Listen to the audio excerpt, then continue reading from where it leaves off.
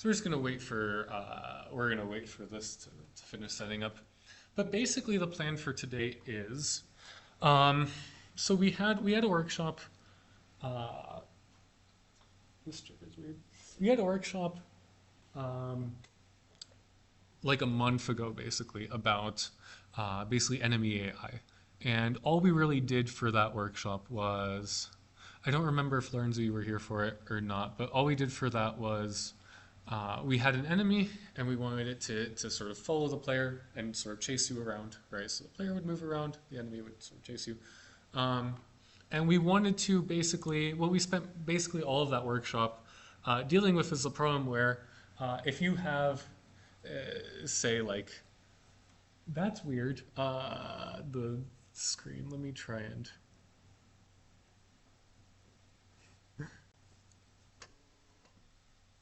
reset that.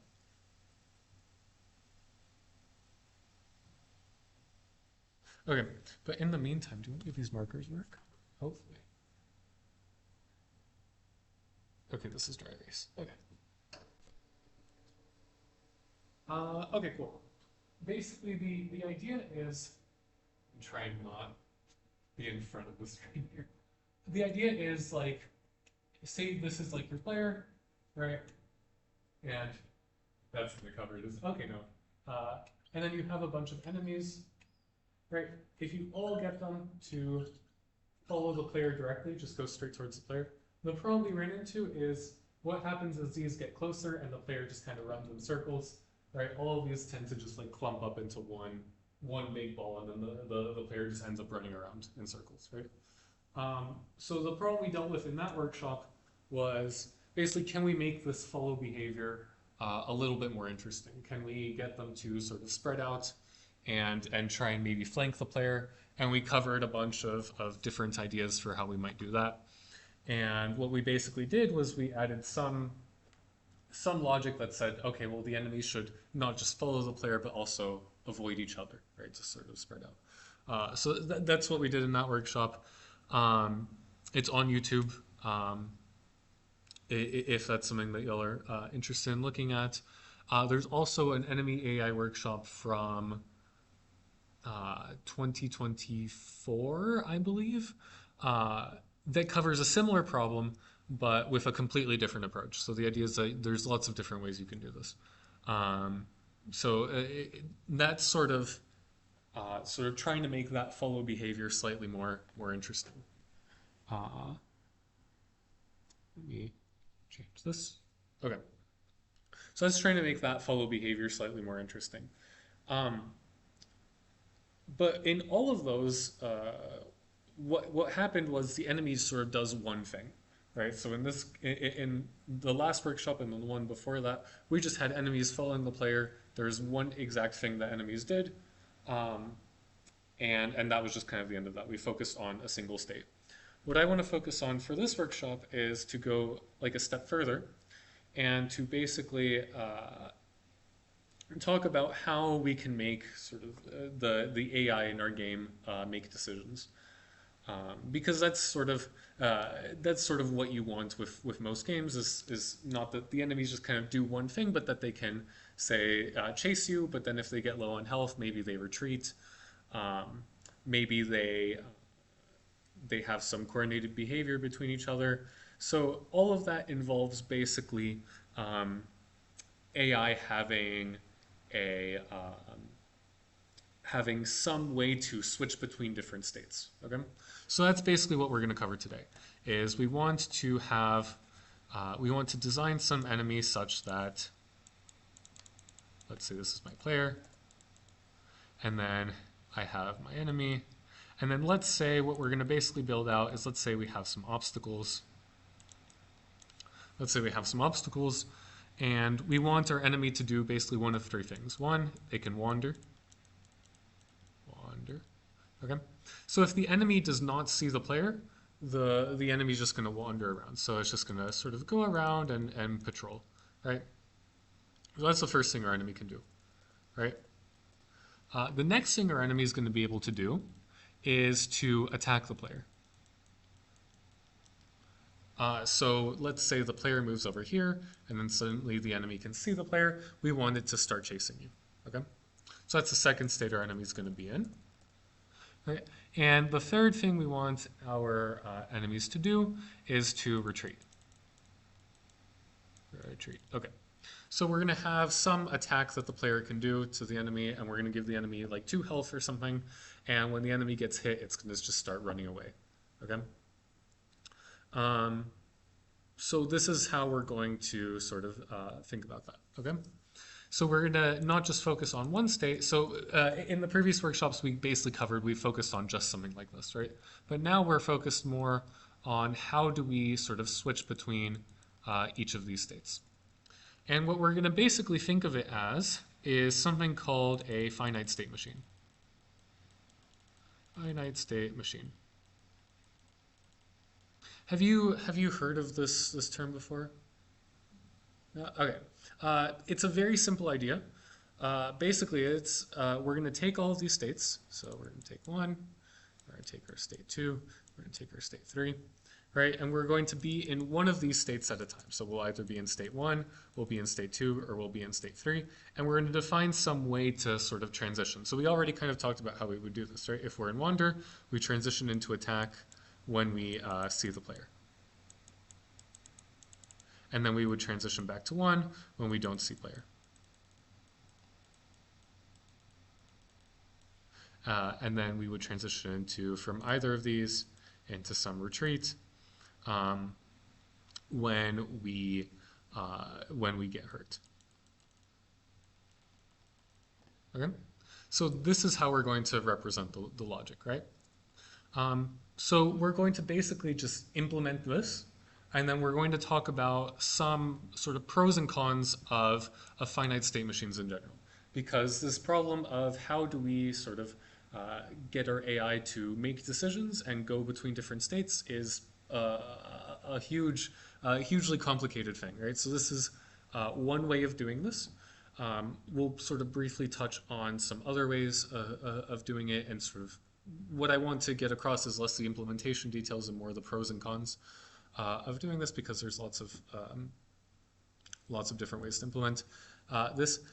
We'll spend some time actually writing this in code. Like you'll see, there's very simple ways of doing this, there's very difficult ways of doing this, and they all have their different purposes. So yeah, hopefully my Unity project is loaded and I can stop giving some background and actually start coding. I accidentally made a 3D project, but that's okay because we can just install the 2D package.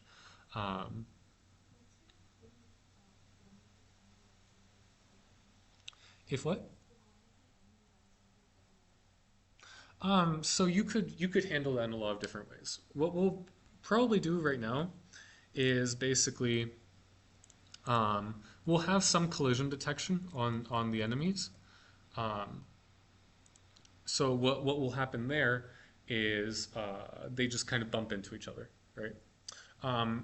If you want to handle that a little bit more in a slightly more complex way, then I would check out the eGuides like YouTube channel. Where we have sort of the previous workshops on that, because then we'll have sort of the enemies that can learn to spread out and to sort of take different paths. But for now, we're just going to do the very simple thing of they're just going to bunch up and chase you. But yeah, once this finishes downloading, we'll start implementing. All right. Good, so we should be able to just make a new scene here, create scene, and I'll just call this game.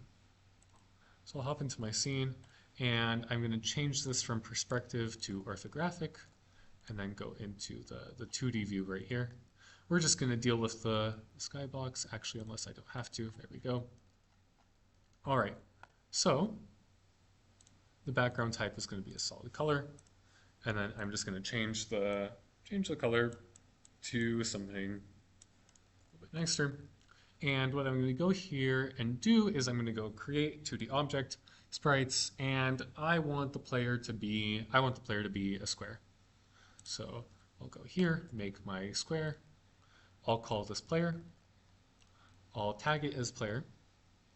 And we'll set a color, something like that. And what we'll kind of do here is move it to the center of the screen, move the camera to the center of the screen. Make sure to set this to 10. This is all just set up. We have beginner workshops if you're interested in learning kind of how to set up a basic player script. But what I want is just get up, down, left, right working. I want my player to be slightly smaller. So go 0.5, 0.5. And I'm going to add a rigid body 2D. This is what tells the physics engine to basically make this a physics object, so something that interacts with physics. So actually, if I go in here, whoops, if I go in here and drag this up, and then I press play, you'll see because there's some gravity scale on it, it's just going to basically fall through the floor. Right, so it goes here, and then it just falls, right? So what I really want is a gravity scale of not 5, I want a gravity scale of 0 to interpolate. I don't want my player randomly flipping around, and I want some collision on my player. Right? And then I'm going to make a script called player controller, and then I'm just going to create an add. And I don't want to add it there. I want to add it to just my assets folder is fine. And then we'll go in here and start writing some code. That was a lot of rapid fire stuff. I hope some of it kind of made sense of like we have objects and we're adding components to them to kind of do what we want. Okay?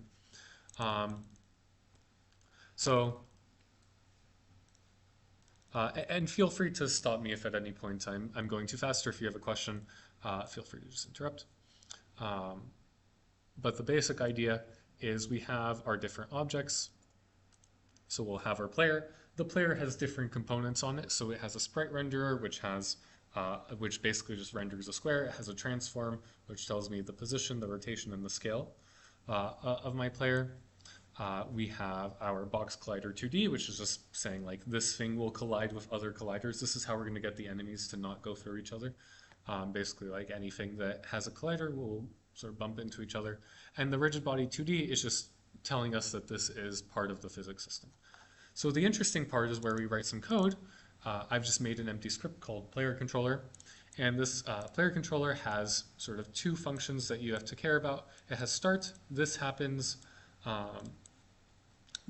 once at the start of the game, and then we have update, which is called every frame. So you can think of this update function as just like a big loop. Okay. So what I'm going to do is I want a reference to the rigid body 2D, and the way I'm going to do that is to just say RB equals get component rigid body 2D. Okay. And then so I want to basically get input from the player. So we'll have some vector 2 for input, and we'll say that here in the update function, Unity has some very nice functions built in for us. So input.getAxis raw for horizontal, and input.getAxis raw for vertical. This is basically just going to map up, down, left, right to this vector 2. So this vector 2 will be, say, 1 in the positive x direction if we're going to the right, -1 in the x direction if we're going to the left, and then similarly for up and down. So this is just a vector with two components.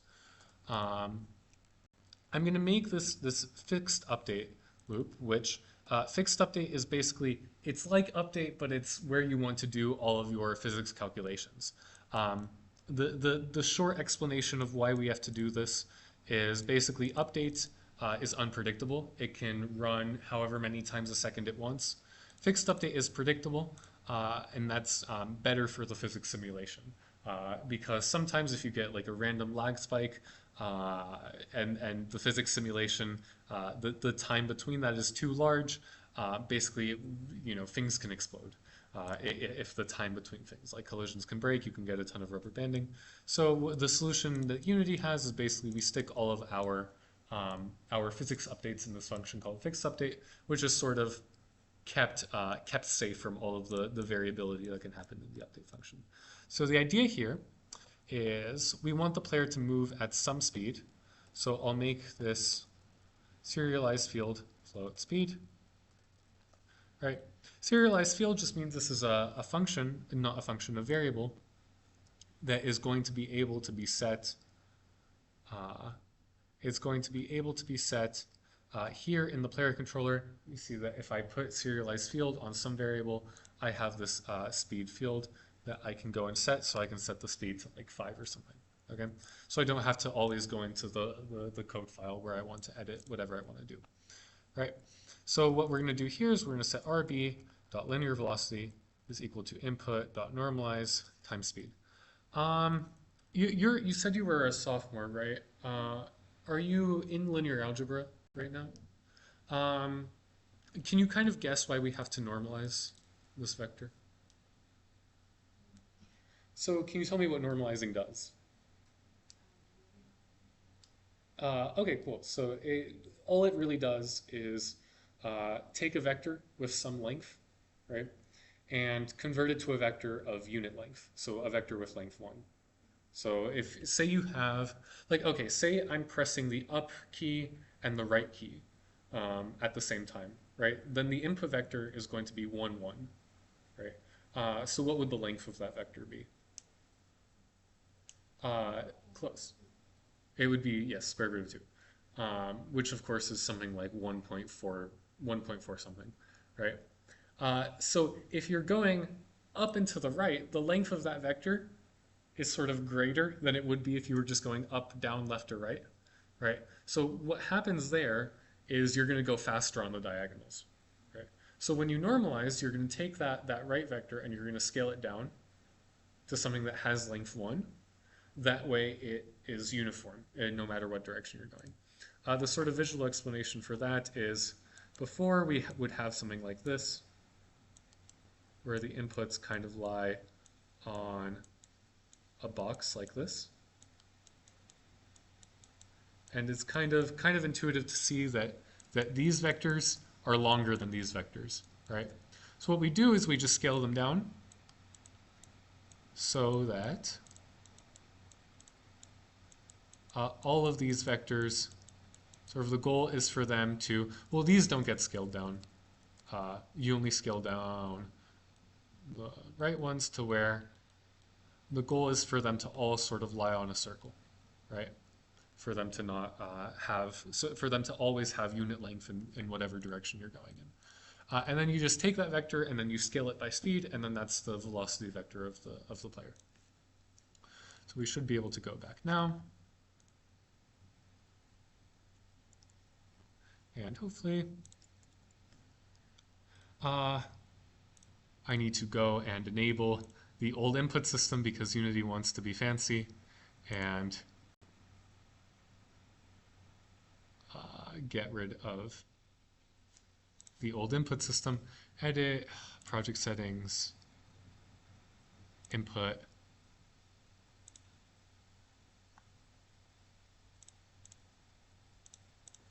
Input manager.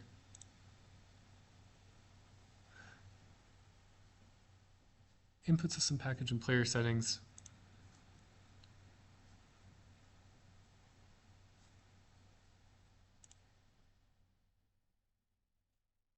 Use assets.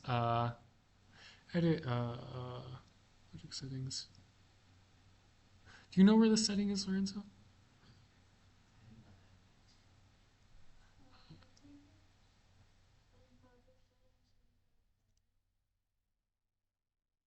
Oh, thank you, yes. And then you're going to go down here and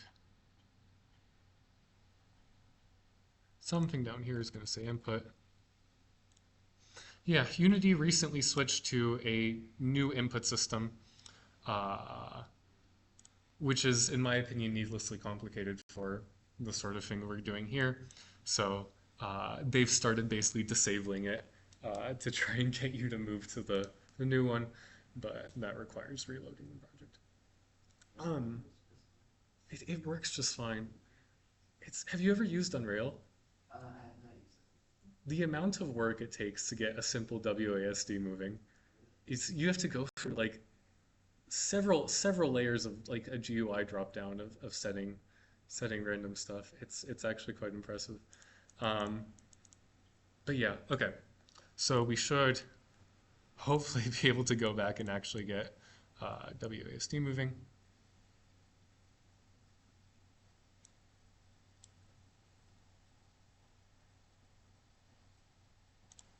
I think. Hopefully the restart worked. Okay, yes. Okay, so we have WASD working. Does everything make sense so far? In terms of, okay. So now we can get a simple enemy working. And the way we're going to do that is exactly the same as we did the player. So 2D object sprites for enemy. And I want my enemy to be here, just red. And then this will also be just 0.5, 0.5. And I want to go into here and set something like enemy controller, which will also just go and create another class for the enemy controller. We'll wait for that to initialize. And then we want this to also have a rigid body 2D, which will basically have the exact same settings as our player. We want it to also have a collider 2D. And we'll go in here, and that should be set up properly. Okay, so we'll go into the enemy controller. And what we want to do is something very similar. We want to have access to the enemy's rigid body, and we also want access to the player, right? So we want access to basically the transform of the player because we want its position. So what I'll say here is player equals GameObject.find GameObject of tag player. So remember before we tagged the player, before we tag the player as player, so what this is going to do is it's going to search the scene, find the object with the player tag, and give me back the transform of that. Remember, the transform is just something with a position, a rotation, and a scale. We care about the player's position because we want to follow the player. So we'll just sort of get that, right? Okay, so once we have the player's position, what we can do is we want to set some abstract target, and we're going to separate the target strictly from the player's position because we want to eventually have sort of multiple states where we just are going to follow some kind of target, which is not necessarily the player. It could be any number of things. So I'll have some vector 2 for the target. And right now I'll do the very simple thing of just setting the target equal to player transform. Okay? And what I want to do is, and so transform is always a vector 3, but vector 2 has one less field, so we have to cast this to a vector 2. Equals vector 2 player transform dot position. So actually I shouldn't need this because we can go from vector 3 to vector 2 without having to explicitly cast that. But so we have this target, which we just want to set to our player transform dot position. And we want to calculate some direction for this. So we want to say that direction is basically equal to target minus transform, minus transform dot position. And we want to, here we definitely have to cast because this is being used in some expression. So if you ever get some random like red squiggles whenever you're dealing with some vector arithmetic, just go ahead and cast to a vector 2. That's most likely the issue. We want to go ahead and normalize that vector. So all we're doing here is, have you gotten to the point in linear algebra where they talk about basically like adding and subtracting vectors together.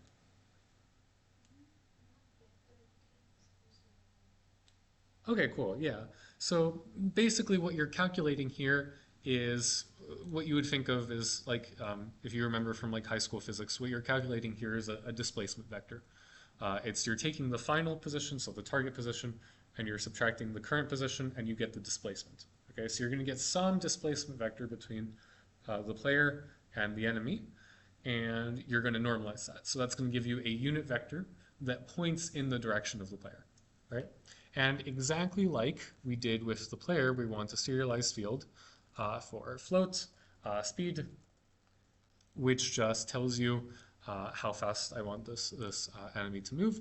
So I'm going to go in here, and in the exact same way, I'm going to go into my fixed update function, and I'm going to do rb.linear velocity is equal to direction times speed, right? Very simply, like what direction am I pointing?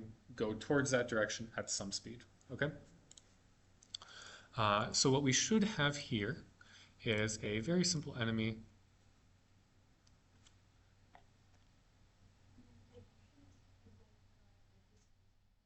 Yes, so direction is kind of displacement. So displacement is target minus transformed opposition. That's just like, if I, like, how much would I have to, like, move to, like, teleport the enemy to the player? What normalizing that does is it takes whatever that vector is and it scales it down to have unit length. So it scales it down to just point towards the player at some direction. So what we'll have here is if we set the speed to something non-zero, say like 3, and then we go and we run this, we'll go here, and what you'll see is that the enemy just follows me, right? So it's calculating the displacement and then following me. So what we did in the last workshop, it's a little bit fast, I'll go 2.5. What we did in the last workshop is we asked the question of, like, if we have a bunch of these, right, what's going to happen? They're just going to bunch up. They're just going to bunch up, and then you get a not so fun game where you're just running around in circles. So what we did in that workshop is we got them to kind of spread out, right? I'm not going to worry today about multiple enemies. We just want to have one enemy that kind of makes decisions, okay? So check out that workshop if you're interested in that. But so we have our sort of where we were at last time, which is where we have some enemy following the player. What we want to have now is this idea of multiple states. So the simplest way to just implement a finite state machine is to just have a bunch of if statements. Like, if we are in this state, do this. If we are in this state, do this. If we're in another state, do this. Okay? There are more complicated ways to do that, and we'll talk about this too. But I want to start with just the if statements because I don't want to get sort of bogged down in too many abstract diagrams. All of these decision-making techniques that we'll talk about, whether it's finite state machines or we'll talk about some others later on within the hour, are literally just if statements, right? So that's how you can think of them. It's just how abstracted away do you want to get from the if statements? So that's how I want to start it. Some game engines, I'm sure Unity has like packages for finite state machines, and plenty of other game engines have sort of pre-made finite state machines where you can kind of use what is already built in. I don't know if this is a hot take or not, or whether it's an ice cold take or not, but in my opinion, something like a finite state machine is something that an engine just shouldn't give you. And the reason it shouldn't give it to you, in my opinion, is because there's so many different ways to implement it that you're better off just doing the way that sort of perfectly suits your project. So we'll see here is the easiest way to implement it is literally just if statements. And for a ton of projects, that's just straight up fine. Once you start seeing finite state machines in, for example, decision making with the enemy, you'll start seeing finite state machines everywhere. It's one of the easiest ways to just keep your code somewhat clean, because the alternative is to just start writing spaghetti code of trying to add random if statements everywhere versus having discrete states. But once you start thinking of a problem in terms of a finite state machine, it becomes very easy to just add some states, add some sort of discrete if statements for whether you're in one state or another state, and then that sort of tends to keep your code clean. But you'll start seeing finite state machines everywhere. You'll start seeing them for managing your levels, like what level you're in. If you have, say you have like a fighting game where you have one state for when there are enemies in the level and you're fighting enemies, and then you have another state for when you've beat the level and then suddenly like maybe the music changes, or maybe there's some merchant that spawns in and tries to sell you a power up or something like that. All of that state management between games becomes a finite state machine, right? So this is getting a little bit ahead, but once you learn to think of problems such as like enemies making decisions, my big like sort of tip to you for any sort of games is just start seeing finite state machines in different applications and start applying this elsewhere, because it happens everywhere. Finite state machines are something you will absolutely see later on in other computer science classes, because it doesn't just apply to games.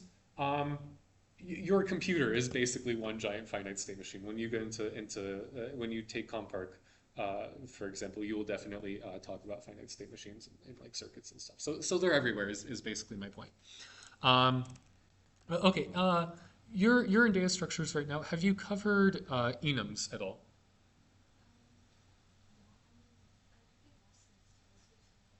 Okay, okay, okay, cool. So we're gonna make an enum for the states. Um, so we're going to make an enum for the states, where we'll have some enum called player state.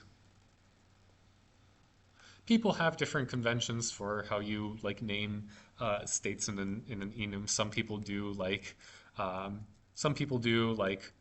uh, all caps like this. I think this looks somewhat ugly. I like to just do uppercase like this. Um, retreat. Um, retreat, and what was the other one? Wonder. Okay. Yes. Yes.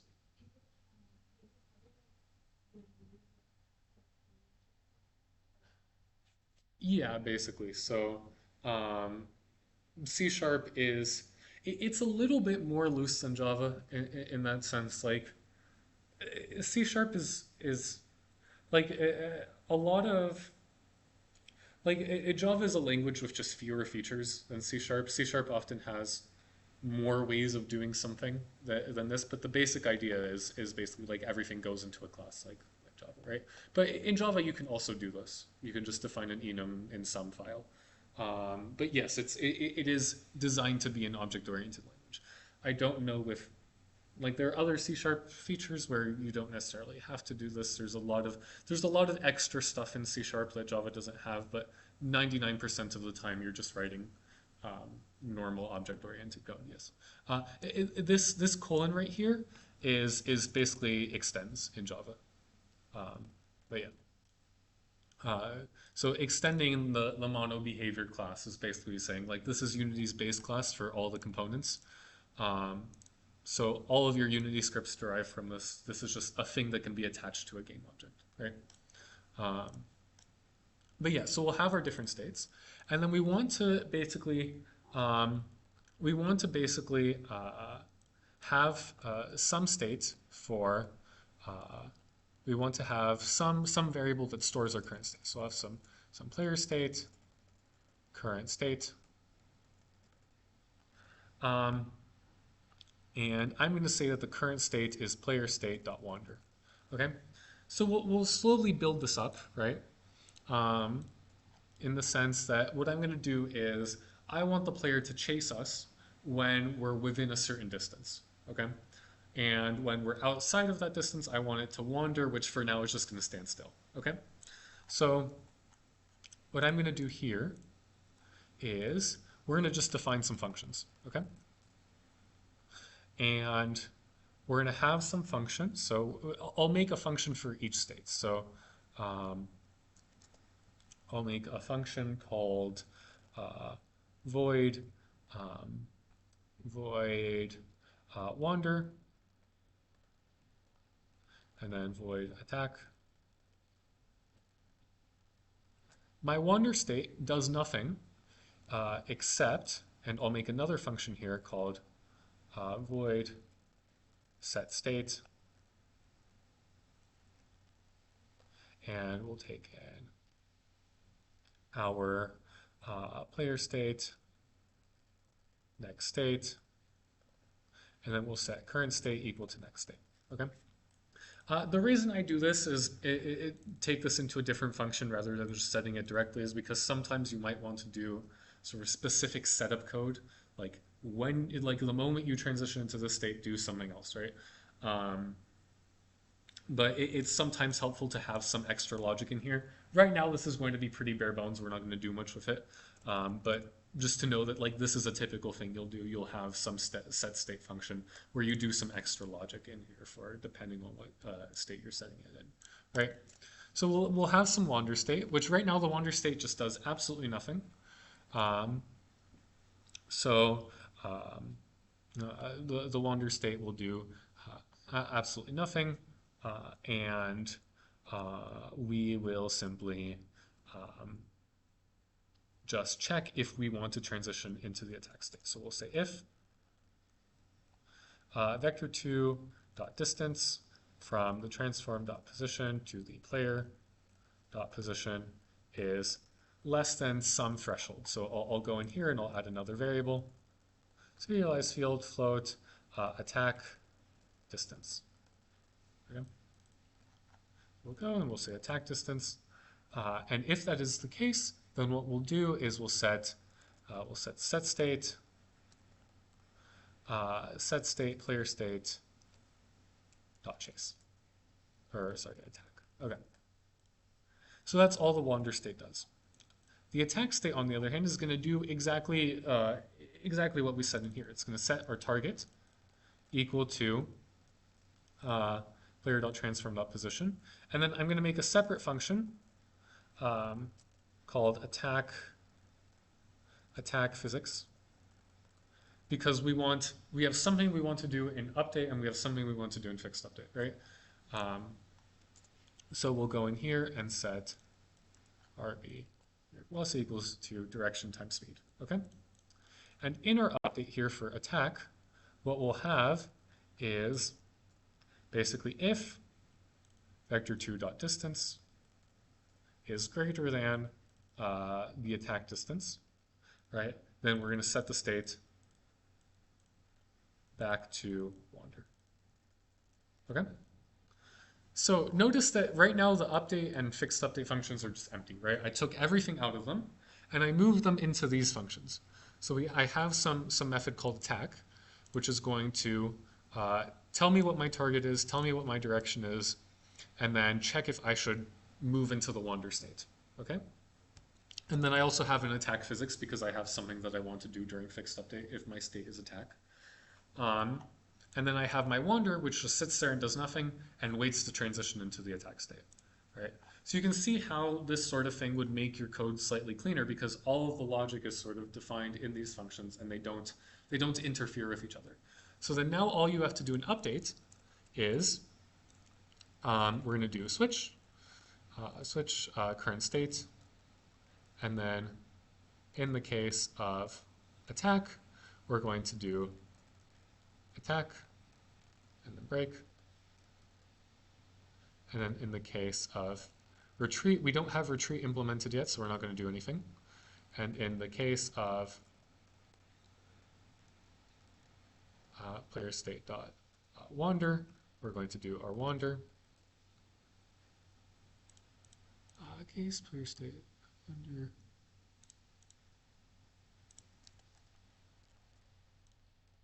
This probably requires a break.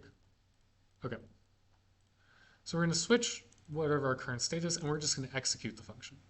You don't have to use a switch statement here. You could very easily just say if current state is equal to a player state dot attack, then attack, else if current state is equal to a player state dot retreat. We don't have retreat implemented yet, so this just does nothing. else if, etc. So you can implement this also as a as an if statement. But I'm just going to do a switch statement, and then we're going to do the exact same thing down here.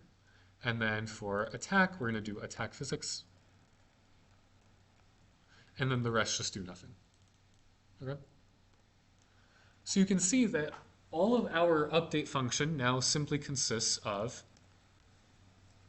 checking what is my current state and doing whatever function I've defined. So it's just literally just do attack or do wander, right?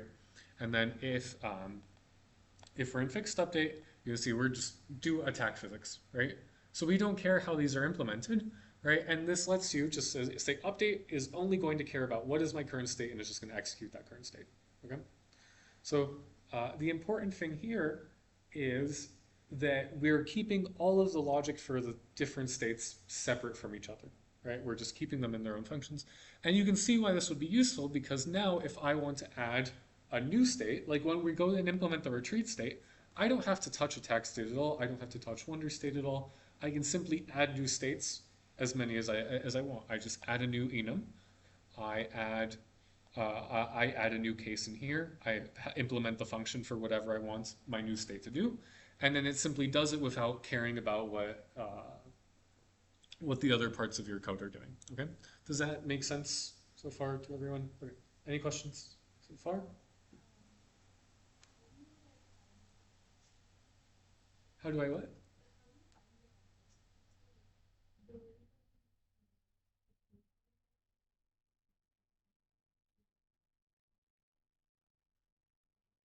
Oh, like, are you saying um, like how fast in terms of like how often does this get called, or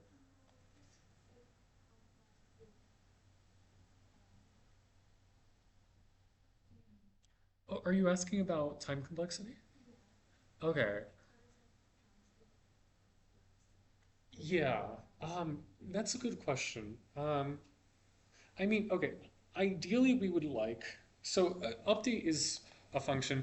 See, the ideas of like time complexity are sort of difficult to translate over into game development simply because um, what time complexity tells you is like, you know, as my n gets really large, right? Like where does this algorithm like tend towards, right? Like how does this like scale with input? Um, so that's kind of difficult because we're not really thinking of this in terms um, of like I'm going to run my algorithm, it's going to process some input, and then it's going to give me the answer in some amount of time, right? This is just something that like you can think of a game as literally just a massive while loop, right? It's just going to loop forever and do whatever work is in that loop. Like we're literally redrawing the screen every frame. And ideally, we would like to do that like 60 times per second, just continuously get rid of the frame, process a new frame, get rid of the frame, process a new frame, et cetera, et cetera, et cetera. Okay.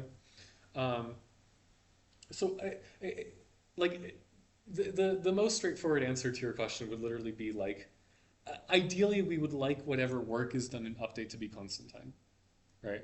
So you would like this to just be like, there's no loop involved here, right?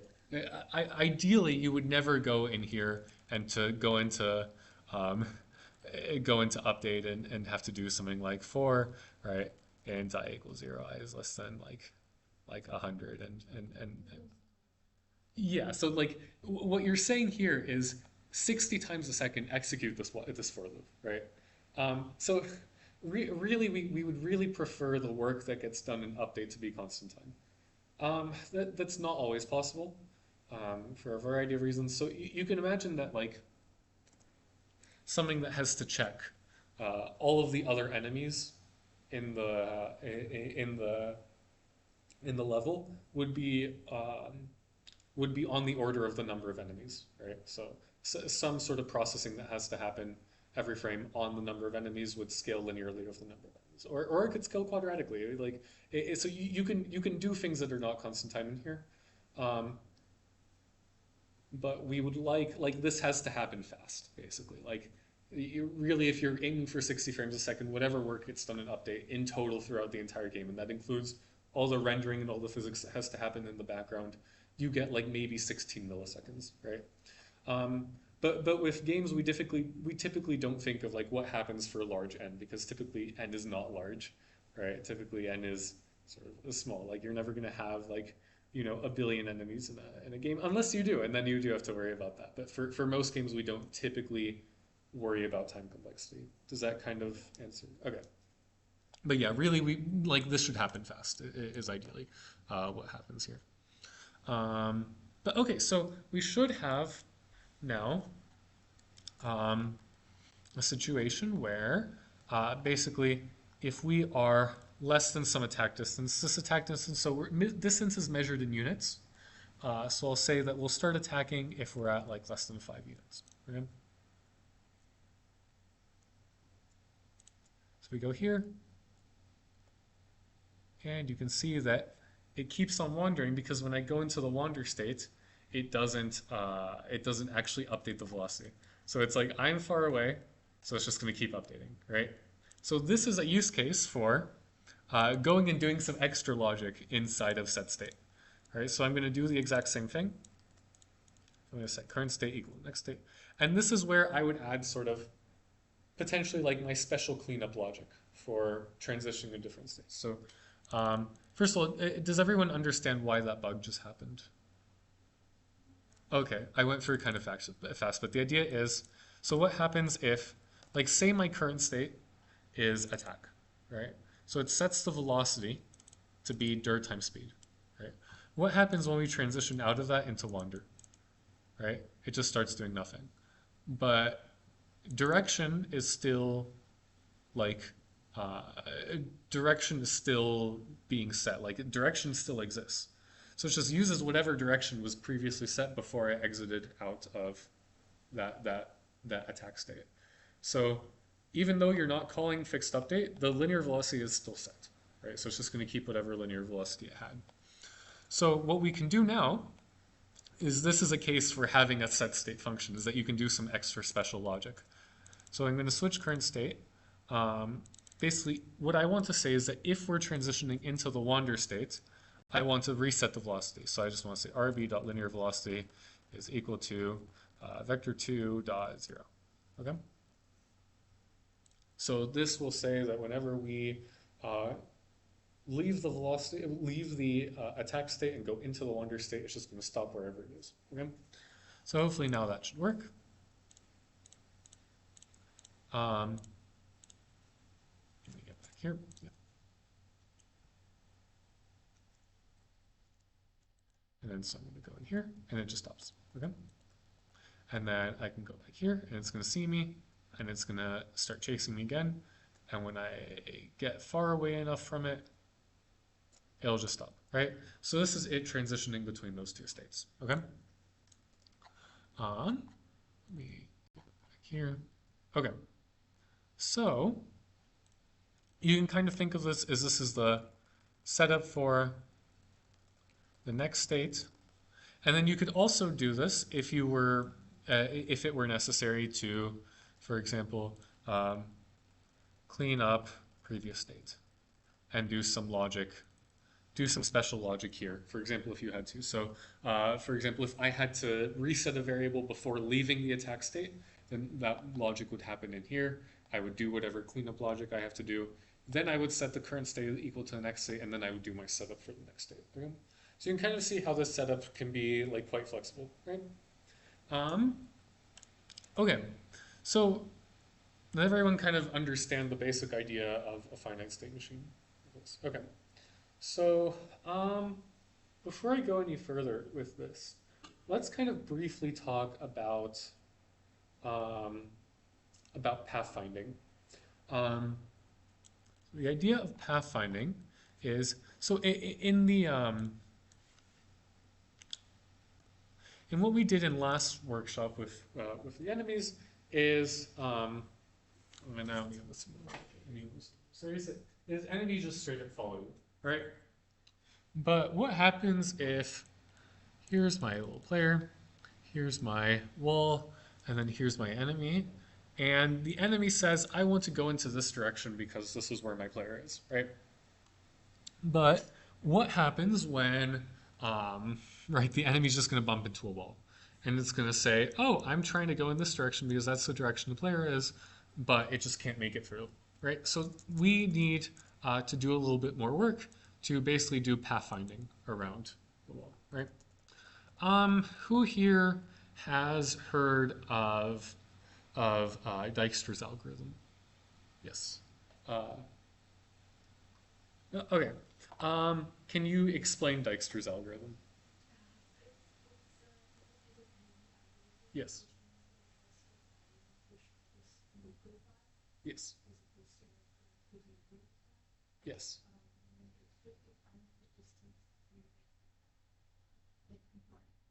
Yes. Yeah, that's perfect. Yeah. Yeah, so that's 100% correct. So you can imagine that, like, say we have our level, right? And you can split up different points of your level into what we can think of as basically nodes in a graph, right? And these nodes have basically a certain distance away from each other, um, right? And this is sort of, you can think of this as being directed. We don't necessarily, it doesn't necessarily have to be directed, but you can think of these nodes as going in some direction, right? Um, and you can say like, here's my start, and then here's my goal. Here's where I want to end up. And each of these nodes is at a certain sort of distance from each other. More abstractly, we consider it to be like a weight of like what's the cost from going from this node to that node. But you can think of it right now as in terms of like distance to be just very concrete. So let's say like this has a distance of 5, this has a distance of 10, 2, 4, 1, 100, 100, right? So the quickest path through through S to the end, right, through the start to the end, is the path that goes through right here, and right here. So the question is, how do we find that path, right? Um, and Dijkstra's algorithm, like you said, is basically a greedy algorithm where we don't have to know the full details of it, but basically it's going to start in here and it's going to say like, okay, well, where's the next one I can go to? It's like I know for sure that the shortest path from this node to this node is 5, and so it's going to greedily choose that, and then it's going to look at the different options. It's going to say, okay, well, this one is reachable in 10, this one is reachable in 5 plus 4 is 9, so then it's going to look here, and it's going to say, okay, well, this one is reachable in 9 from the shortest path, and then it's going to look and say, okay, well, this one, look at all of the nodes coming from here. This one is reachable in 10. This one is also reachable in 10. We don't have to, if you're interested, there's plenty of resources that explain exactly how this works and how to implement it. It's not a terribly complicated algorithm, but it's more detailed than we need to get into for the purposes of this, right? So that tells us how to find a path from between multiple nodes. So you can imagine that we can organize our level as sort of a series of nodes where, say, here is my level, and then here are my nodes. And you can imagine this being sort of a connected graph where all of these points are connected. All of these points are connected to each other if they're sort of reachable from one another, right? You can imagine this should also be a node. And you can imagine that, say the player is here and the enemy is right here. The player cannot see the enemy, so what the player is going to do is just navigate along the shortest path through these nodes to reach the player, right? So is that, does the idea of that kind of make sense? Um, so um, that's the idea behind Dijkstra's algorithm. In practice, what we're going to do is use an algorithm called A star. Has anyone here heard of A star before? Yes, yeah. A star is quite literally just Dijkstra's plus a heuristic. And that heuristic is we're going to prefer to go in the direction of our target, right? So it's best for things that have like a physical representation. So let's say you were making like a GPS on like a map. So like where you like enter like I am here. I want to go to some like I want directions to like my house or whatever. um, this for things that have a physical representation where you're most likely to go in the direction of of your target. That's what A star is useful for. So in something like a video game where we have a very sort of physical representation of the problem, where we're generally going to go in the direction of our target, right? So like let's say we really want to go here. Um, so for those applications where we're going in the direction of something, we're probably going to want to prefer that. A star adds that heuristic, and it tends to be faster on average, right? In practice, most people um, don't implement A star uh, themselves. This is one thing where like typically you just download a package to do it. But if you have some special need, or some special pathfinding requirements for your game, it's helpful to sort of know how this works as well. Um, so uh, the idea uh, behind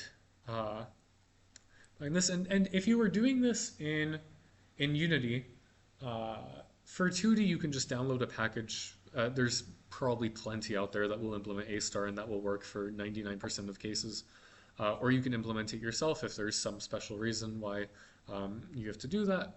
Um, there's also um, if you're working in 3D, who here's heard of like a navigation mesh?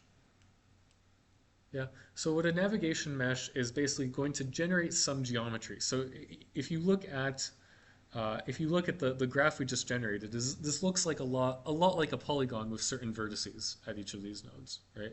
So it's going to generate a very sort of complex polygon from the geometry of your scene, and it's going to use the vertices as nodes in an A-star algorithm, is the way a navigation mesh works. So it's the exact same algorithm, it's just going to do a lot of fancy work to actually generate this graph for you from the geometry of your scene, okay? Um, so Rui, you were asking about time complexity. Um, and I said that really we want the work that's done in each frame to be constant time. Uh, A star is not constant time, right? And Dijkstra's is not constant time for that matter. So this is one of the cases where uh, our AI is going to have to do some like actual expensive work per frame. So and actually AI and navigation are one of the sort of applications in game development where we find a lot of the performance bottlenecks happen just because there's a lot of complex decision making that can happen, and this can very quickly balloon out of control, right?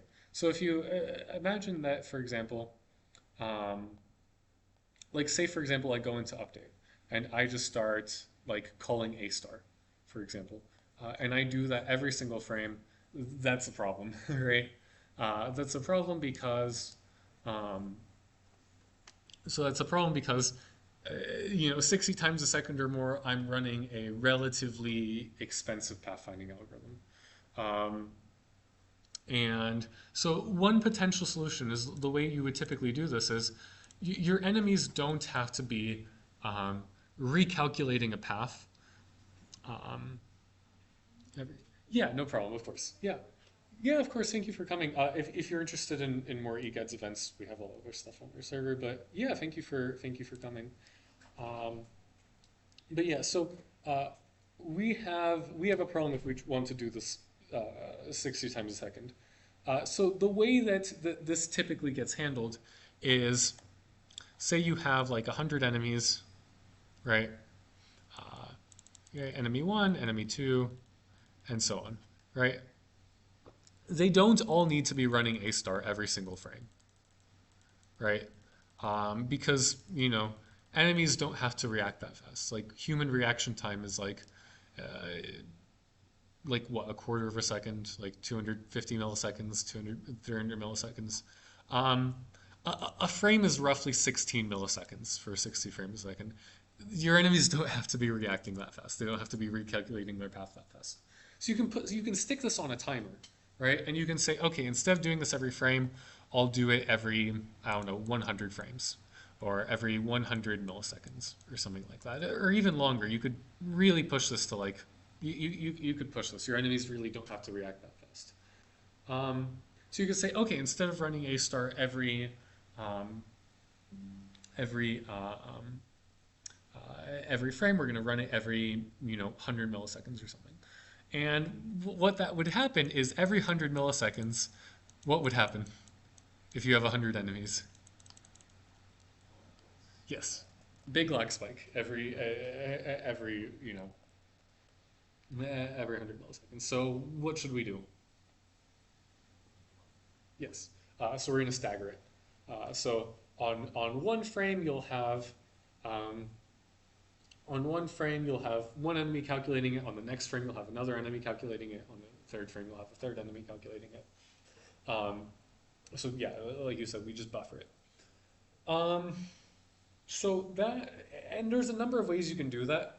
You can stick all of your enemies into an array and have them basically assign them something mod, like whatever your spacing is, and have them sort of evenly spaced perfectly. Or you can throw a random offset, and you'll get a good enough distribution where like it's about random, and you shouldn't notice that big of a difference.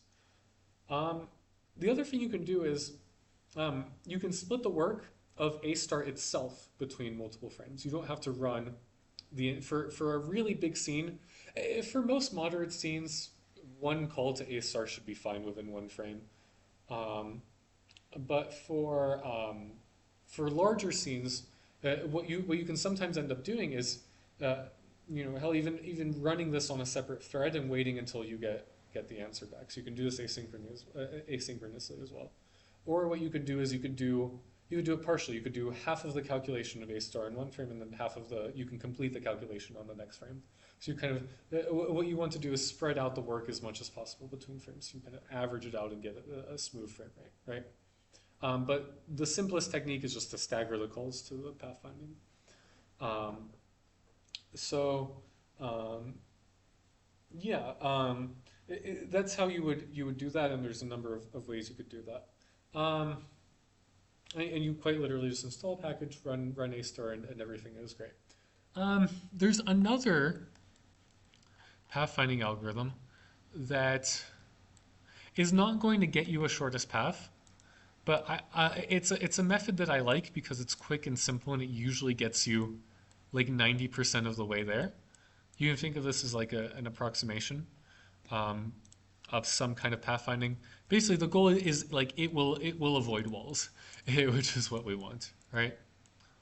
So we'll have here say this is our enemy, and we want it to chase the player. Okay. Hello. Okay, I'm not holding down. How do I? Let me get rid of that.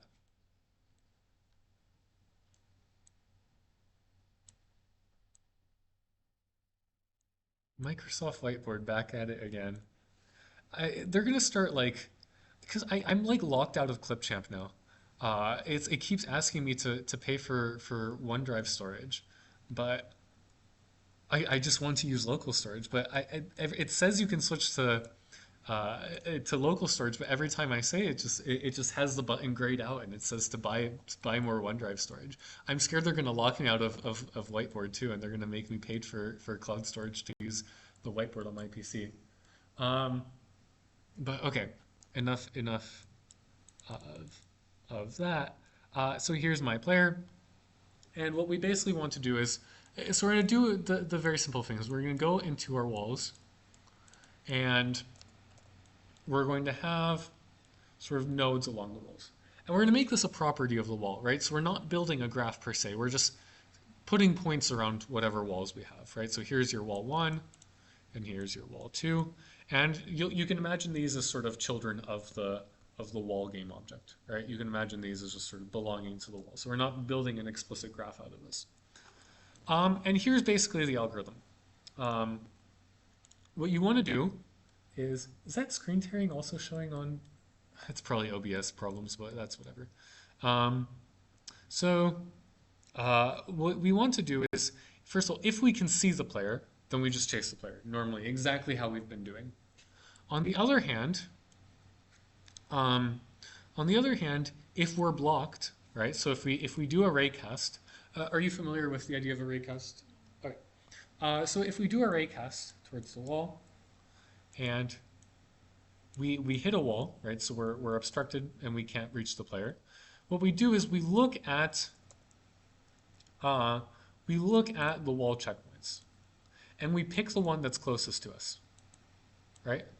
And then once we're on that wall checkpoint, move either clockwise or counterclockwise around the wall, depending on which of these is closer to the player. Okay, and then so you'll do that until, so let's say you move over to this area right here. Once the enemy is standing in this area, you'll do a ray cast. You'll realize you're obstructed by this wall, and then so now you'll start rotating around the other wall. Okay, does that kind of make sense? So the idea is do a ray cast at all times to check, like, can I see the player? If I can see the player, just chase them. If I cannot see the player, find the wall that's obstructing me, and then look at it, find the nearest checkpoint to me. Go to that checkpoint, and then start rotating around it just to get closer to the player. And then at some point, you'll reach a point where you're obstructed by a wall that's closer to the player. And then you'll start circling around the checkpoints there, and you'll eventually reach a state where eventually you're gonna wander around this checkpoint, and you'll be able to see the player, and you can just go there. My Control Z is not working. Let me go back. That's a separate thing. I don't know if it saved my whiteboard. These are all different. Okay.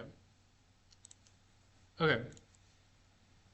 Sure. But the idea is, okay, I have Control Z back. Yay! So, okay, I got my diagram back.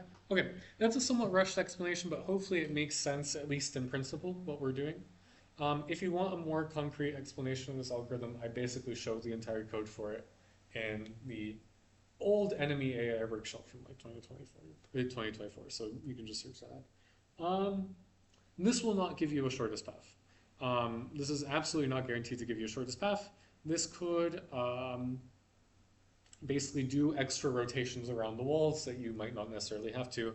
It might sort of, because it wants to like hug walls basically, because it'll go directly towards the wall that's obstructing you. I would argue you really don't need shortest paths in those games. If all you want to do is get some sort of plausible follow behavior where like literally you're just going towards the player in some way and avoiding obstacles, it might actually be better to not go shortest paths and to have some extra follow behavior. But it's roughly shortest path, and there's some demonstrations of that in the old workshop. But I wanted to touch on this mainly because this is an option, and in practice I find myself leaning towards this sort of simpler method for most games because it works well enough. It gives a little bit more interesting behavior than just like a sort of straight line, make a beeline towards the player. And on top of that, this is really, really cheap. This is a lot cheaper than calculating A star. Why? Because it's you don't need to compute the full path. You literally just go towards whatever wall is obstructing you, and you move around that. So it's literally you just do whatever's next. So it's super inexpensive to compute a path using this versus computing a path using something like A star.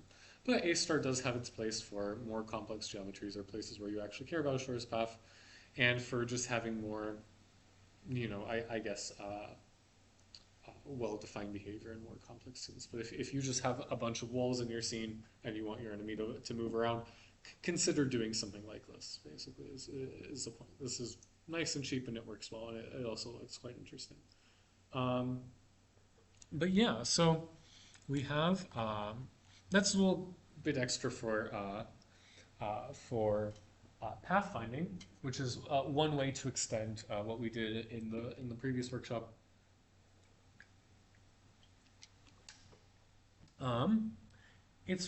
It got darker. Let me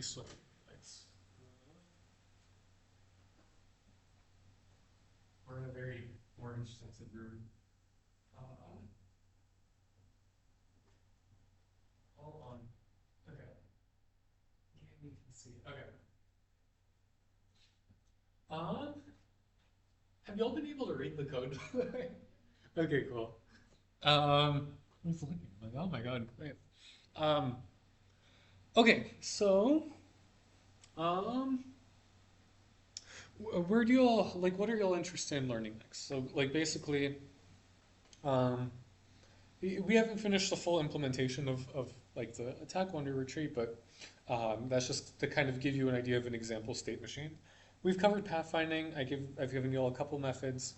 Um, so like again, I usually come into these workshops with like literally just a general idea of what to talk about. So it's like um, from here we could go in a lot of different places. We can keep talking about pathfinding. We can talk about sort of we can keep writing this and sort of extending this. Um, we can talk about alternatives to finite state machines, either like, so here we just implemented this as an if statement. You can imagine that if we start adding a lot of states, um, like this would get like a really long file. Um, and these states are not reusable. They live in the class, right? So you can imagine that if we had multiple different kinds of enemies and we want to reuse the attack state, we would want to have sort of attack be in a separate component that we can just attach to whatever enemy we want. So we can, so we can do a number of things right now. We can talk about, we can keep implementing this and just kind of do some more coding. We can talk about alternative implementations to finite state machines, or we can talk about sort of the problems of finite state machines in general and look at like alternative ways to manage state. Or we can do something entirely else, like whatever y'all want to know about game AI.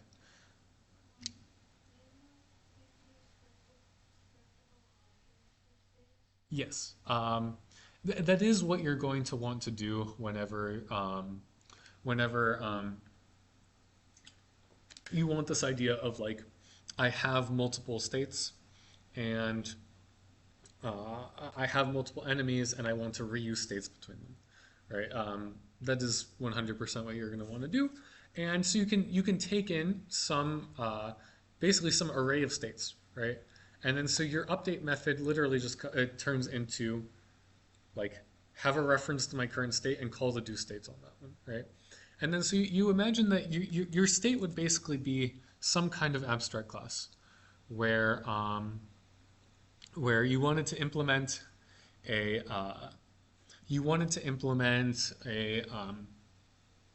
some update function and some fixed update function most likely, right? And then so it'll override those from the abstract class and then it'll just call those, right? Um, Here's a slightly more interesting question of that. So yes, you would use scriptable objects. How would you represent transitions?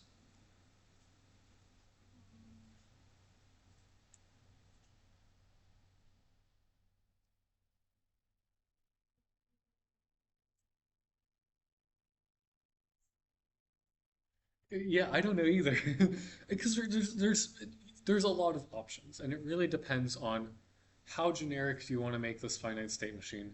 How what are the needs of your particular game? Um, Here's a few ways you could do it, right? One way is to basically do something like this. You would say current state is equal to current state, and this is going to get me a bunch of errors, but we'll do whatever is equal get next state, or you could make do state, or you could do something like update state. You could make this return the value of the next state.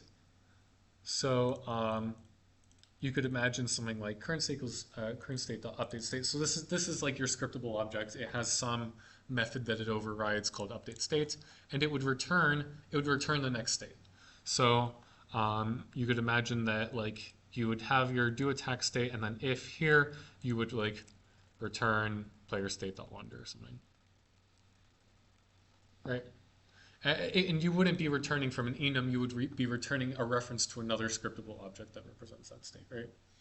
Um, And that's like nice and simple because your states your transitions are just handled in the state itself, right? And then so you quite literally call current state equals this, and then that sort of just does whatever the current state is, right? So that's one way you could do that. What's the problem with this?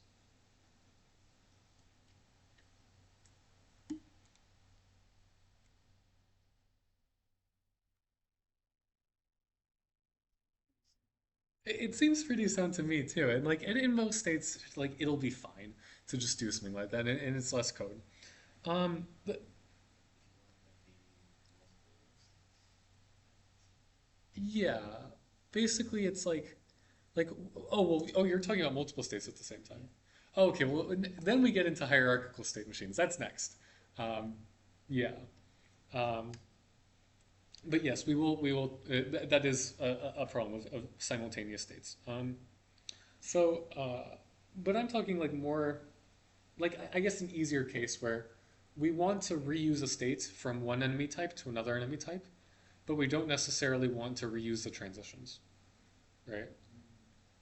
Yeah. So whenever you are, so you could imagine this class being implemented in, and I'm just going to start writing this in like comments, right? Because we're writing basically pseudocode at this point, right? Um, don't need all that formatting, right? So like you could imagine some class, some abstract class state, right, which has all its virtual methods, and then I go into my attack state, and I can say my class attack, and um, you would basically have here it extends state, and then you would have right a reference to say like in this case you would have like a reference to um, state retreat state and then state like wander state, and then you would go into your override like a public override state uh, something like do state. And then in here, what would happen is you would sort of do the attack state, and then like based on some condition, you would either uh, return this for just continuing in that state, or like if some condition is met, then return retreat state. If some other condition is met, you would return wander state.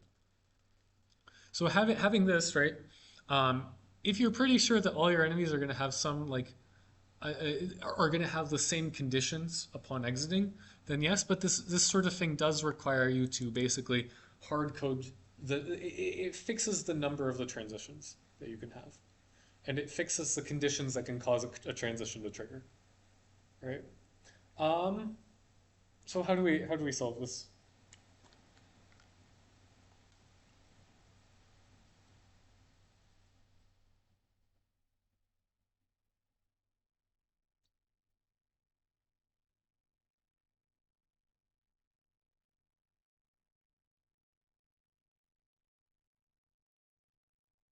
And feel free to take y'all's time. Like I wanna give y'all some time to kind of think about this because it is an interesting problem about how you would design something like this. So feel free to take some time.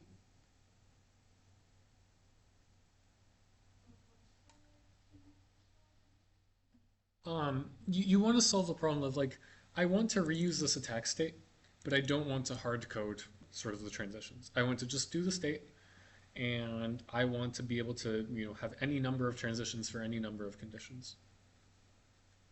So kind of give me like a system design for how you would.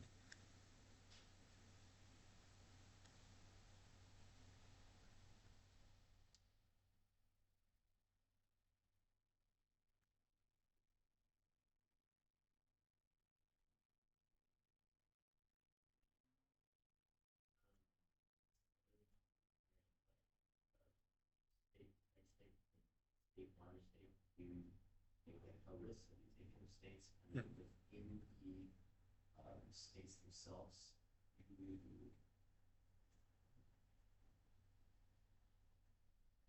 it's basically what you're saying is you don't want to arbitrate transitions because you can have somewhere else where you're using the same exact thing, but with a different A different state machine, yeah.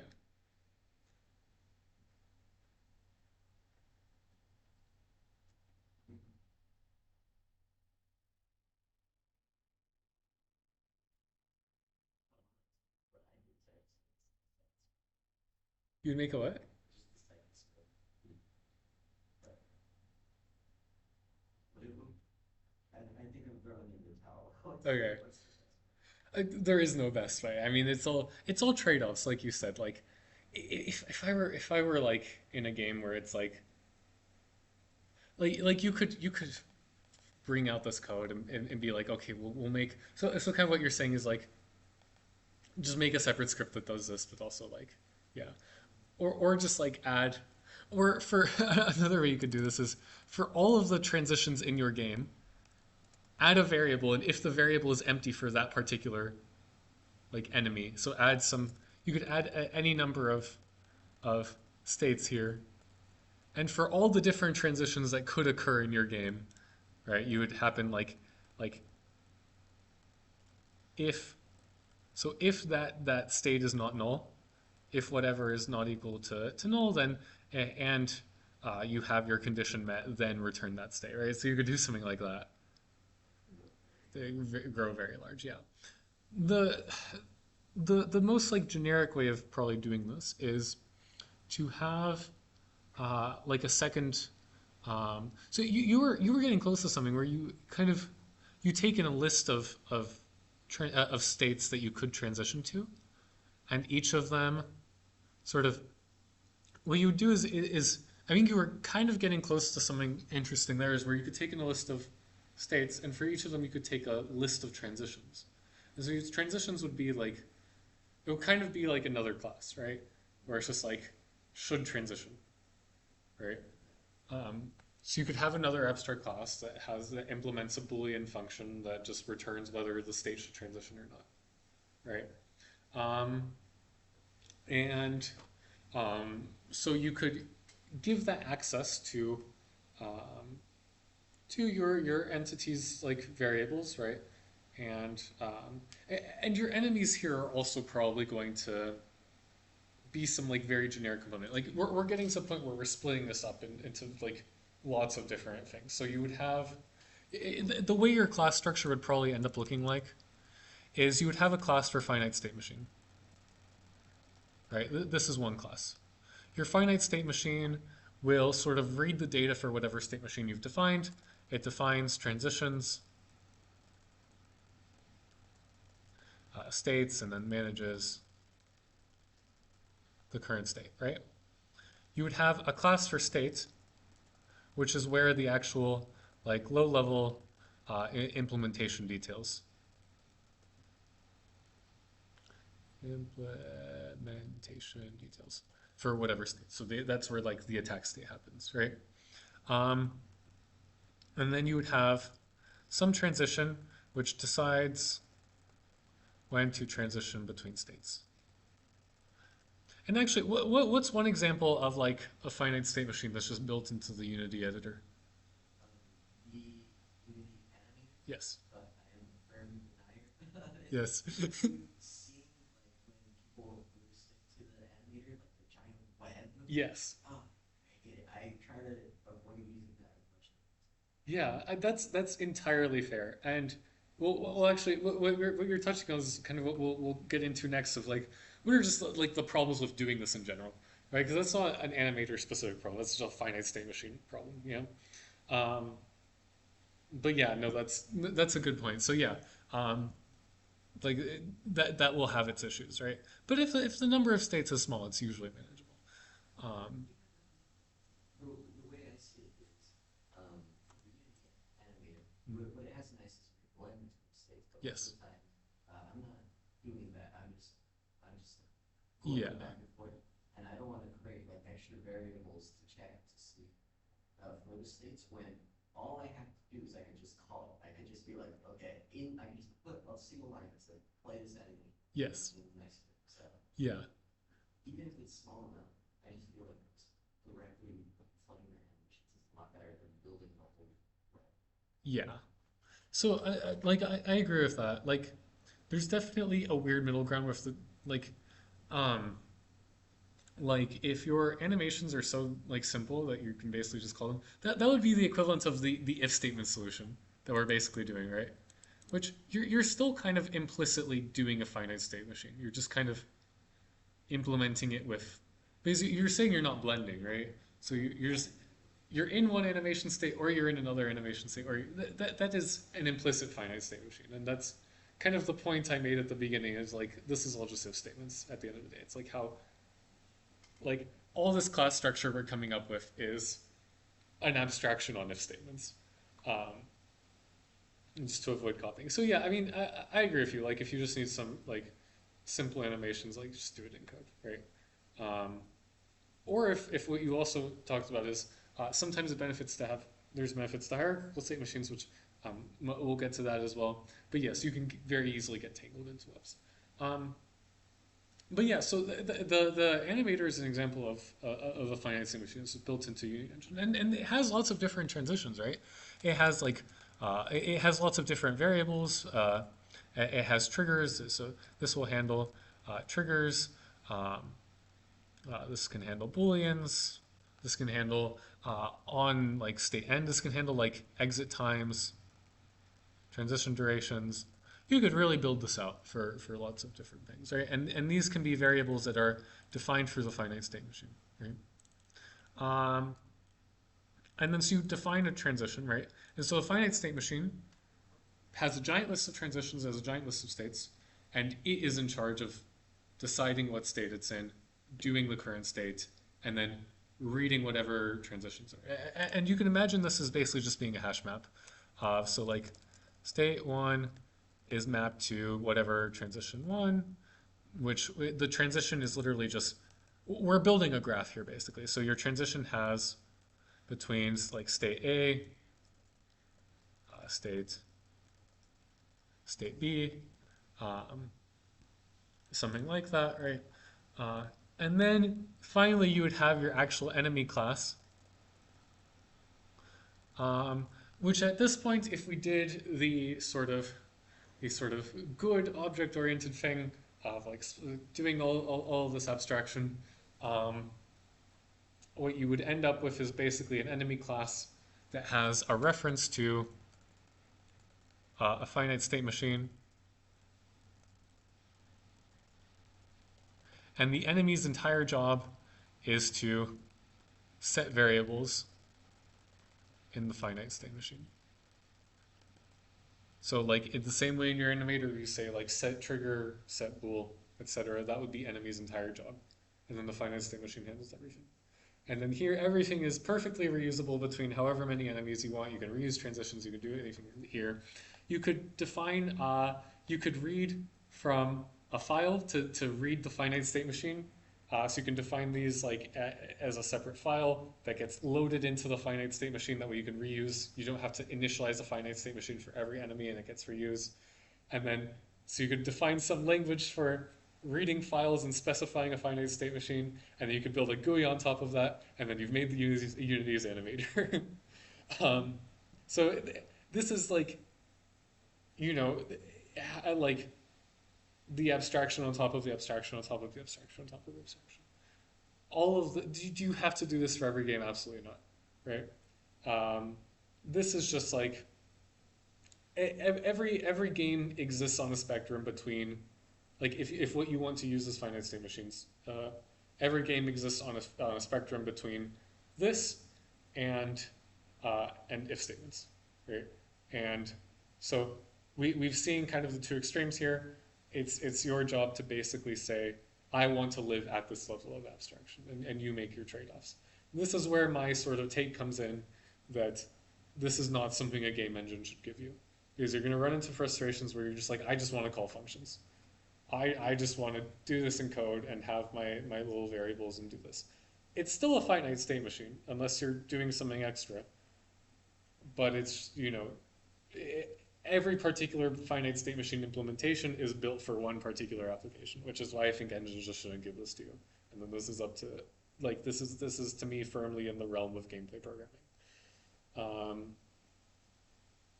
but yeah, um, so that is the more generic solution. I don't know. Any comments on on this?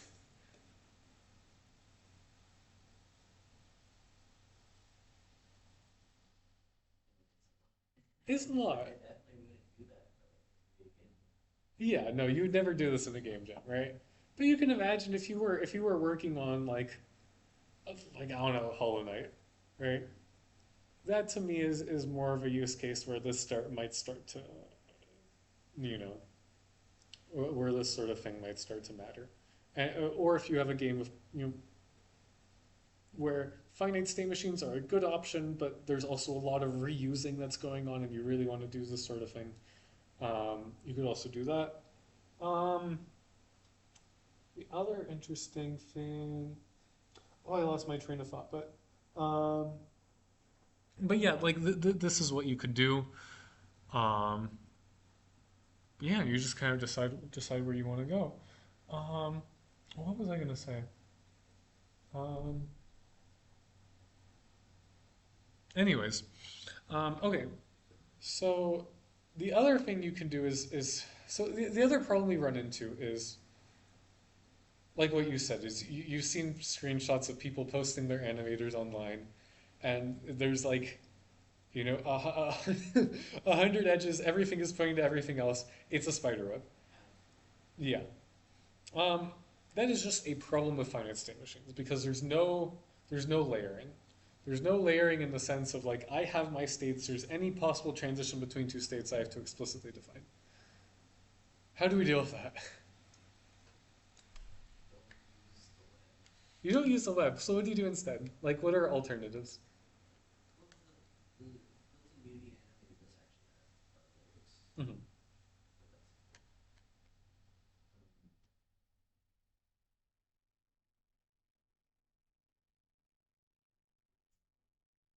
but like aside from not using system. Yeah, like a finite state machine has one particular way to manage sort of enemy states, right? Um, but this sort of thing gets kind of, it starts to balloon in size, right? Um, so what you can do next is do something called a hierarchical state machine, right? So you can imagine that if we were trying to do a finite state machine, part of where the spaghetti comes from is like say you have a player, and your player has um, and your player has a bunch of states of what happens when they're on the ground, and the player has a bunch of states for what happens when they're in the air, right? You can imagine that you would have to do transitions from all of the ground states to all of the air states, which is where you get this sort of exponential growth. What if we had basically a hierarchy that decides first, am I in the ground state or am I in the air state? Then, inside of each of those, we have substates for all the things that can happen in the ground state, all the things that can happen in the air state. Right? So we form a hierarchy, and this is basically just a tree. So you have a mini state machine inside of the ground state that handles the transitions between all the ground states. But at any time, the big state machine between the ground state and the air state can go from one to another and basically like preempt whatever's going on inside the ground state, and then suddenly you're in the air state. So we're taking this and we're converting it into like a tree structure. So that kind of flattens the number of things we have to do, right? So now instead of state, you would have state, but state can also have child states, right? And then so you start to form this hierarchy. And you don't have to do it strictly in the class way, but like that is a way to basically you build out a tree that is a hierarchy between different states. And then so you have your sort of meta states, and you have your substates, and then those can have substates and substates. And that will save you a lot of the ballooning that happens. Um, so that is like that can already I think handle plenty complex behavior from just doing that. And so we've gone from if statements to we're going to have this sort of class-based, reusable finite state machine, and then we're going to make it a hierarchy. No, those are layered. But at every point, we're still just at an abstraction from if statements. At any point, you could take that big hierarchy and you could convert it to if statements, right? So it's really about just deciding what works best, and like you go until you feel the pain of whatever you're doing, and then you go to the next most complex thing, right? You go for the simplest thing possible, and in your game you will always have like you will start to have like think in terms of mini finite state machines because they pop up a lot in games. There's lots of statefulness in games.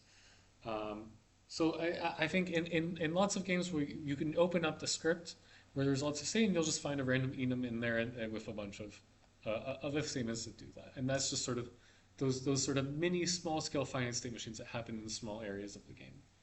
And then there's the big finite state machines for complex things when it comes to like enemy behavior, right? Suppose the hierarchical state machine starts to get a little bit too complex, and it starts to become messy to define the transitions between those. We have one more tool up our sleeve, and that's to go to a behavior tree, um, which we have 15 minutes left in the workshop of behavior trees out of is a little bit out of scope. Um, but that's like okay now we're still doing if statements. This is just we're really far away from if statements. This is still if statements. Behavior trees are for your really complex AI where you want them to have like a lot of coordination between them. Crash course basically how they work is they have basically you can have sort of decision nodes and you can have like action nodes, and you can have them traverse the tree and make some decision based off of whatever the state of the world is, and then it goes until it finds one successful state. It executes the state, and your states are like your leaf nodes in the tree basically. It executes that state, and when it fails, it goes back up and then tries again, and it just kind of keeps going in some level of the tree, and then it goes back up. If all of the sort of nodes of a subtree fail, and then you compute that subtree, and you kind of you stay within your local subtree, and you're constantly going back up or back down one level based on what fails or what doesn't fail. That is a very generic explanation, but the whole point of it is that we're trying to reduce the amount of like we're trying to reduce the screenshots of like a Unity animator with 100 million transitions, right? We're adding more layers of abstraction for the purpose of reducing the complexity of how we're going to represent these states. States in video games are complicated. There's a lot of states to manage. In a lot of other programming. This is something that if you take if you take game programming, either game programming paradigms or game tech, this is something that Dr. Abraham mentions, and I think it's a really like important point to make. She mentions the way she basically explains this is in most kinds of programming, you want to reduce the amount of state you have. In most kinds of programming, I would like to not have to store a bunch of variables. When it comes to game development, we've pretty much given up on that because games are just naturally stateful. They have a bunch of states, so we've given up on this idea of trying to reduce the amount of state we keep, and just saying we're going to try and manage the state in the most manageable way possible, which is where you get all these different mechanisms for transitioning between different states. But it's all just if statements. Like I keep repeating this because I think we look at these data structures and we think about them in very abstract abstract, super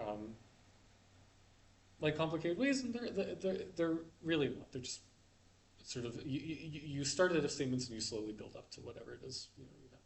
Another thing you can do is a decision tree. So behavior trees sort of stay within their local subtree until the whole subtree fails, and then you go back up. Um, what a decision tree does is it evaluates the whole tree. So you start at the top of a decision tree, and then you just continuously make decisions until you reach the bottom of the decision tree um, where you have some action to perform, right? So it's kind of in between a hierarchical state machine and a behavior tree is the way I like to think about it.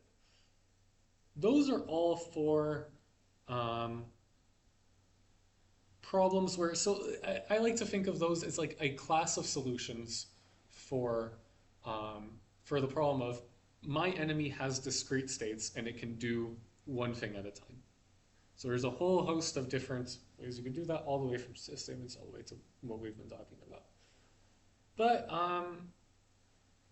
there's also like interesting questions of like, there's also lots of different ways of um, of representing states for your enemies. So we can talk about that now if y'all are interested. We can do basically you could have, and this is where the really interesting stuff starts to happen. We could have, for example, like a utility system where whatever happens is just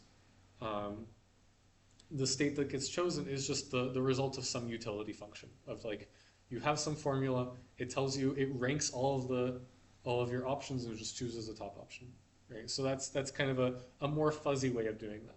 Speaking of fuzzy, you could also have like what we call fuzzy states, where you are not fully in one state or another, but you're in some percentage of one state versus another state, and that could get really abstract depending on how you want to, depending on what kind of enemies you're designing for. Um, we haven't even covered group coordination. Um, there's something called, if you'll want to read about it, called like goal-oriented action planning, I think is the uh, name of that, which can allow your enemies to sort of strategize. That's typically good for sort of longer term strategy based games. And this is where you get into the realm of like a bunch of custom solutions. This is where we're not really using sort of ready-made algorithms where you're really sort of coming up with your own way to sort of coordinate enemy behavior, but there's a whole lot of techniques you can do to also manage state there. Um, but yeah, big homework dump of just go read about AI. Um, in the like 10 minutes we have left, I think I've covered most of everything I want to talk about. But if there's anything, like yeah, is there anything more you're curious about learning about? Maybe I have some resources I can point you all to.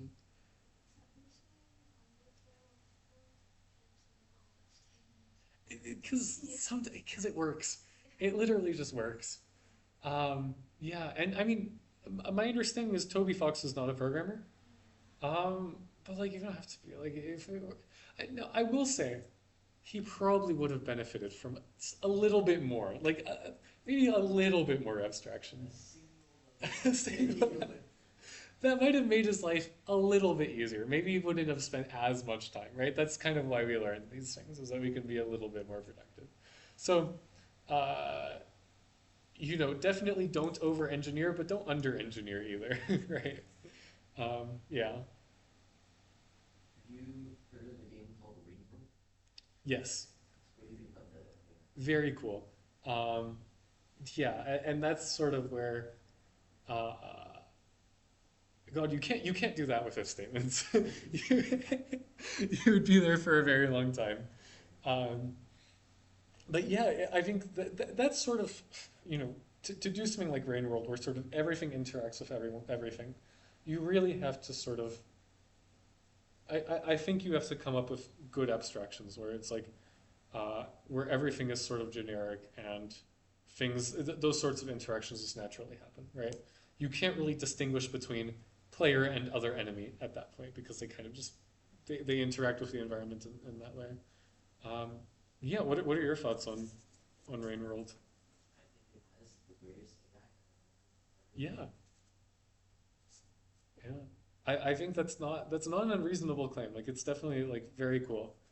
Um, yeah, and all of that comes from just like good management of state. Because this sort of, I mean, you look at something like that and it's like, how do you how do you program something like that? And it comes from just like, I think it comes from just like having the right abstractions, managing state in a reasonable way so you don't get overwhelmed. So that's kind of why we talk about these things. But yeah, So you have the Alien, Alien Isolation, the game you were I'm not. um, that AI is crazy because the point of the game is you're trying to run away from the alien, Mm, and then the alien observes what the player does, and it learns the player's behaviors, and it grows its AI around the player's behaviors. yeah, It's really close. yeah. Oh, you could do so much cool stuff with that. Like you could, and there's any number of ways you could do that. Um, yeah, I mean, so like there's stuff like that where when you get into, I won't even pretend to know how they how they managed to do that. Like I'm imagining anything from like some simple heuristics to like just they straight up like trained they're like training like a mini machine learning model like as you play the game. There's really a whole spectrum of things they could have done there, right? But my guess is probably it's because usually you can get good enough behavior from just normal like heuristics of just like you know if you notice the player going through this door a lot, go to that door, right? Stuff like that. But I don't know how complex they made it, but there's definitely a whole bunch of stuff you could do there. But so yeah, like sort of those sorts of games are where you start to get into the custom solutions of like we're going to take bits and pieces of everything that we kind of know and then just kind of smush them together, and that's how we get new and interesting game. But I think interesting interactions with enemies is one of the ways that you can make a game feel like really immersive and interesting. Yeah. All right, yeah, thank you all for coming. Um, I'll be here for a few more minutes if you all want to talk about uh, more Unity stuff. But yeah, we have one last workshop this semester at some point. I mean, it's early in April after spring break. But yeah, thank you all for coming.